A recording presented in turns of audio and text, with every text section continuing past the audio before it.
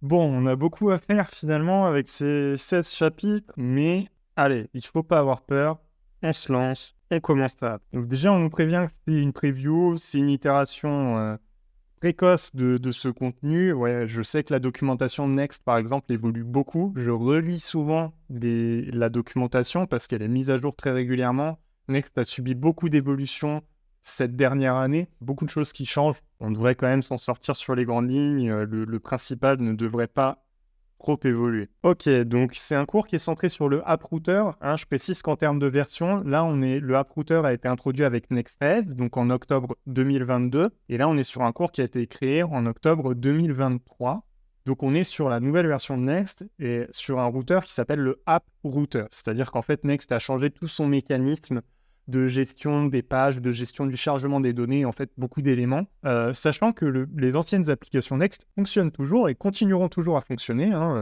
Les développeurs de Next sont très attentifs à avoir de la rétrocompatibilité au fil des années. C'est vraiment un point fort du framework. Mais voilà, tout ce cours est centré sur ce nouveau routeur. Et c'est tant mieux parce qu'il change beaucoup le fonctionnement de Next. Donc, c'est important de partir là-dessus et de le comprendre. C'est un cours gratuit, c'est un cours interactif. Alors, bosser un petit peu. Et on va découvrir les fonctionnalités principales en créant une application full stack. Donc déjà, on essaie de se placer un peu du point de vue métier. Qu'est-ce qu'on va construire? On va construire un site d'entreprise très, très comptable, très business. Voilà, on va gérer des factures, on va avoir un dashboard. Donc ça veut dire qu'on va avoir des données qui sont quand même spécifiques à l'utilisateur courant, peut-être des permissions, le besoin de se connecter. Ok. C'est marrant parce qu'en fait, on est sur un site de type vraiment application logicielle, ce qu'on appelle du SaaS, Software as a Service, c'est-à-dire un logiciel qui est fourni via le navigateur sans installation finalement. Il n'est pas forcément le cas sur lequel Next est le meilleur que la compétition. Typiquement pour ce type de produit, aujourd'hui, même en tant que formateur Next, en tant qu'expert Next, j'aime beaucoup ce framework, j'ai beaucoup travaillé avec et j'ai toujours du plaisir à l'utiliser. J'aurais tendance à utiliser Vite, par exemple, qui est plutôt une technologie faite pour ce type d'application. Donc, pourquoi pas, on va voir où ça nous mène. Et en fait, là où Next brille vraiment, c'est sur les applications de contenu, celles qui ont plein de pages.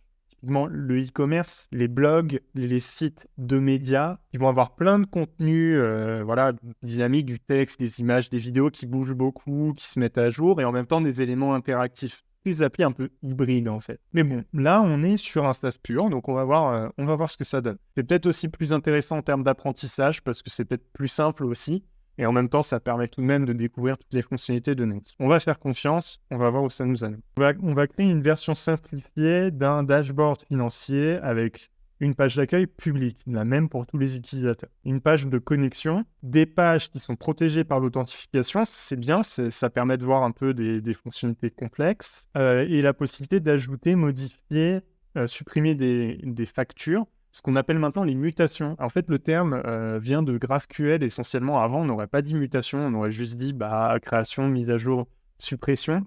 Mais en fait, GraphQL a un peu introduit cette distinction entre requête, query, et une mise à jour, mutation. Donc voilà, on parle parfois, vous verrez souvent ce terme de mutation là. Donc on promet que d'ici la fin de ce cours, on sera les meilleurs développeurs Next.js du monde, on sera des développeurs full stack, c'est-à-dire qu'on fera de l'interface mais aussi le back-end de l'application. C'est bien. Bon, on nous récapitule un peu ce qu'on a vu tout à l'heure sur les chapitres, on va apprendre à styler l'application, à l'optimiser, à créer des pages, des layouts, à récupérer des données, à faire un peu de pagination, à modifier des données, puis gérer tout ce qu'il y a autour. Les erreurs, l'accessibilité, l'authentification avec la sécurité, le SEO, les méthodes.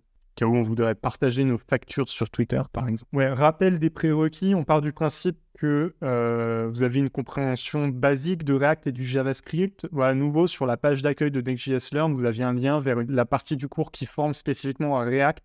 Donc, il faut vraiment commencer par là si vous n'avez pas l'habitude de React. Sinon, vous allez être embêté au niveau de la syntaxe, en fait, par des limitations un peu bêtes. C'est-à-dire qu'on peut comprendre comment Next fonctionne sans trop comprendre React, parce qu'en fait, Next, c'est tout ce qu'il y a autour de React. Finalement, c'est tout ce que React ne fait pas. Mais on doit quand même à la fin écrire un peu de React. Donc, il faut comprendre de quoi on parle, il faut comprendre ce qu'est un hook, ce qu'est le contexte, ce qu'est du state. Ces notions-là qui viennent de React, il faut quand même les comprendre un petit peu. Donc, il faut commencer par ce coup. On veut Note 18, on veut un Mac, un Windows, y compris WSL, c'est-à-dire faire tourner un Linux dans votre Windows ou un Linux. Sachant que moi, je suis sur Ubuntu pour ce coup. Il vous faut un compte GitHub, il faut aussi être un peu familier de GitHub, hein, tous ces systèmes, et idéalement un compte Vercel. Ouais, un peu de pub pour Vercel.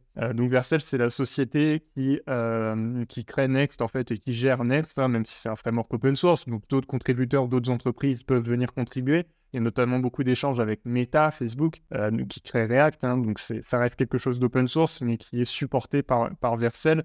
Donc je pense que le compte Vercel va surtout nous permettre de déployer l'application à la fin et de la mettre vraiment en ligne pour tester un peu tout ça. Vous pouvez poser des questions sur la communauté, sur Discord et sur GitHub. Sur Discord, j'y suis souvent pour y répondre, donc vous pouvez m'y croiser et je pourrais vous répondre à vos questions. J'ai même une petite étoile sur Discord à côté de mon nom en tant que contributeur. C'est super sympa, ça fait un peu cobaye. Ok, bon, beaucoup d'introductions. Est-ce qu'on est prêt maintenant? Ok, on arrive. En fait, on commençait pas vraiment. C'était encore une intro. On va vraiment commencer à partir de maintenant.